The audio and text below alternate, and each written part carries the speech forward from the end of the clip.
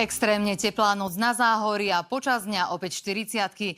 Aj taký bol dnešný deň. V Skalici teplota nad ránom neklesla pod 28 stupňov.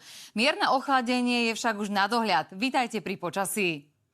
Do mimoriadne teplého vzduchu postupí vo štvrtok od severozápadu vlniaci sa studený front, ktorý je spojený s tlakovou nížou nad Škandináviou. Slovensku prinesie úľavu od horúčav už od piatka. No pozor, tvoriť sa následne začnú búrky, ktoré budú postupne aj veľmi silné, sprevádzané nebezpečnými meteorologickými javmi.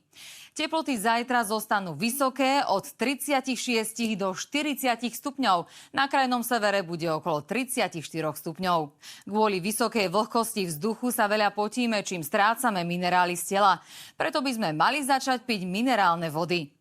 Noc bude bez rážok, ale zajtra popoludní oblaky sem tam pribudnú a ojedinele počítajte aj s prehánkou alebo búrkou, pri ktorej spadne do 20 mm vody.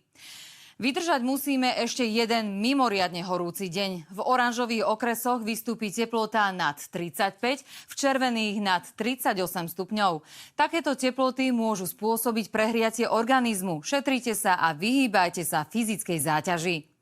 V noci bude jasno až polooblačno. Najnižšie teploty nameriame tesne pred východom slnka, no znova budú vysoko nadpriemerné, zväčša v intervale 26 až 18 stupňov.